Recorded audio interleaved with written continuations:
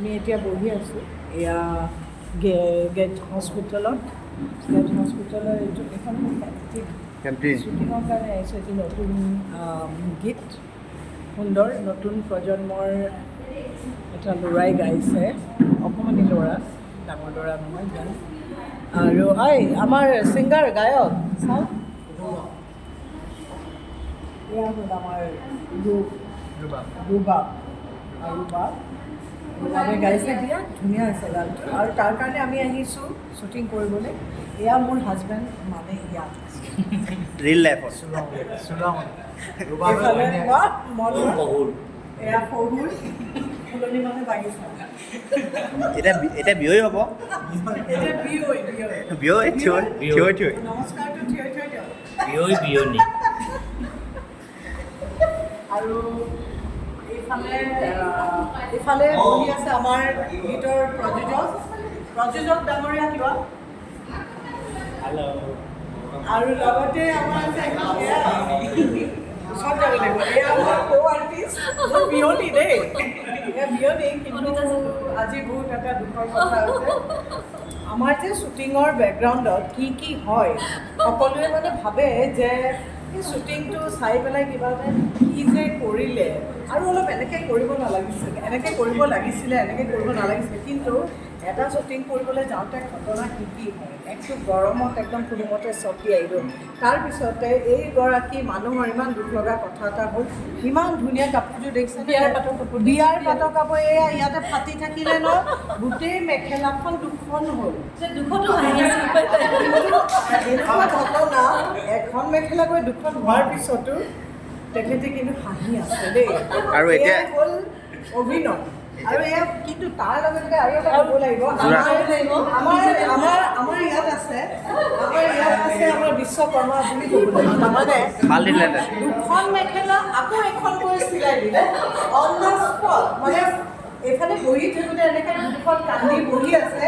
আৰু আমাৰ এই দুগৰাকী এখেত মেকআপো আৰ্টিষ্ট, দৰ্জিও হয়, এখেতো মেকআপৰ দৰ্জি, আমাৰ চব আছে, ৰং মিস্ত্ৰী চব।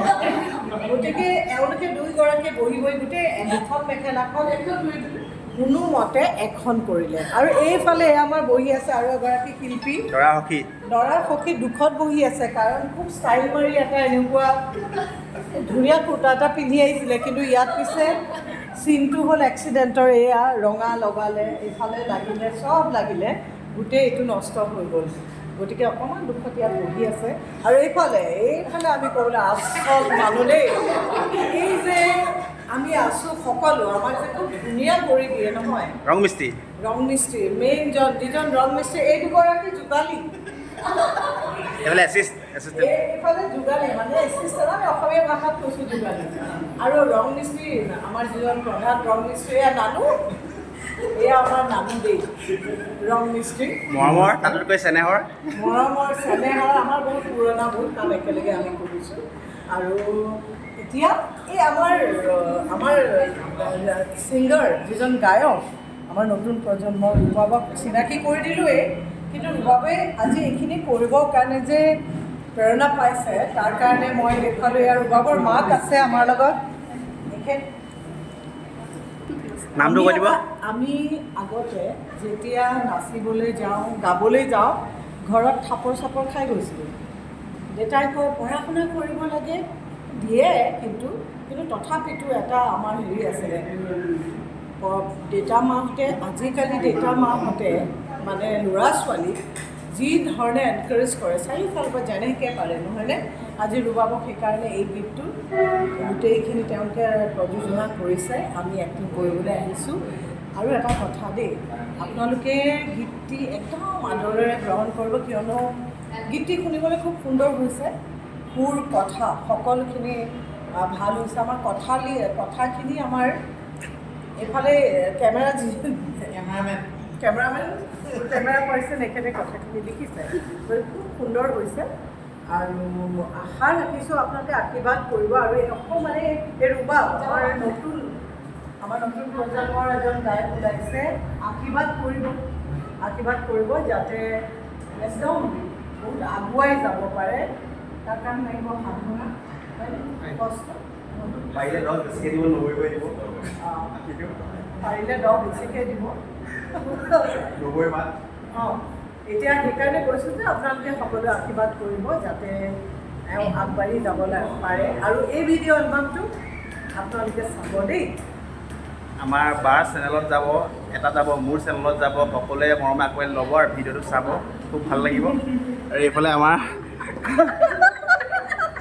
জমাই আছে মই চেনেল কাক কৈ নাজানো মানে মই কৈছোঁ যে মোৰ চেনেলেই নাই দেখোন কোনটো বা চেনেল আছিলে আচ্ছা নাজানো মই ইউটিউবত দি দিম তাতে চাব মই এইবিলাক কৰি থৈছোঁ চব কৰি থৈছোঁ অলপ দিম আপোনালোকে চাব আৰু দেই চব ধুনীয়া সকলোৱে মৰমে আঁকোৱালি ল'ব ভাল লাগিব আৰু এই ভাইটিটোৱে এয়া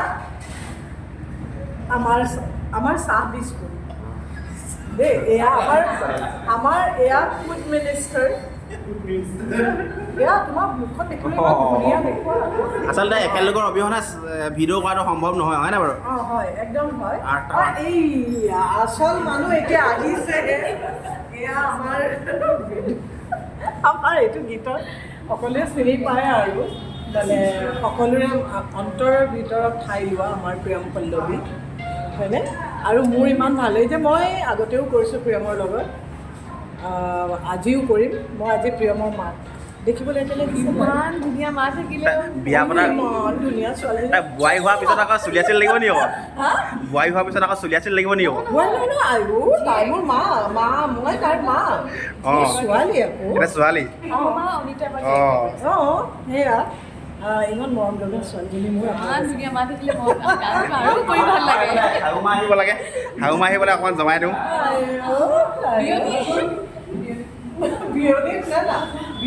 বিয়নীৰ মানে এখন মেখেলা দুখন ইমান দুখৰ মাজতো এই মানুহজনী যে দালিৰ গুটিয়ে বাপকেইটা উলিয়াই আছে এইটোৱে বহুত ডাঙৰ কথা সঁচাকৈ দেই আকৌ ছোৱালী এটা দিব লৈছে কিবা আকৌ ঘৰত কিবা শাস্তি দিয়া নেকি অৰ্থাৎ এতিয়া ফেচলাটো কৰি লওক আজিকালি শাস্তি দিব নোৱাৰে দেই মিছা গ'লে কেতিয়া একদম লাগে ইমান দাদুকে ইমান মৰম লগা এগৰাকী বিয়নী পাইছোঁ আমি বিয়নী দুগৰাকী মিলিছোঁ হয়নে নহয় date is also' important matter আপুনি মোৰ ছোৱালীজনীক ভালকৈ চাব ঠিক আছে আমাৰ মোৰ দুগৰাকী মায়ে ইমান ধুনীয়া মৰমীয়া বিয়াৰ আগতো হওক বিয়াৰ পিছতো হওক এতিয়া পিছে তুমিয়ে কৈ দিয়া আমাৰ ভিডিঅ'ৰ হেৰিটোৰ নামটো কৈ দিয়া গানটোৰ প্ৰথমটো এতিয়া কাৰ হাতত ধৰিব তোৰ হাততে হাত ধৰি লৈ হাততে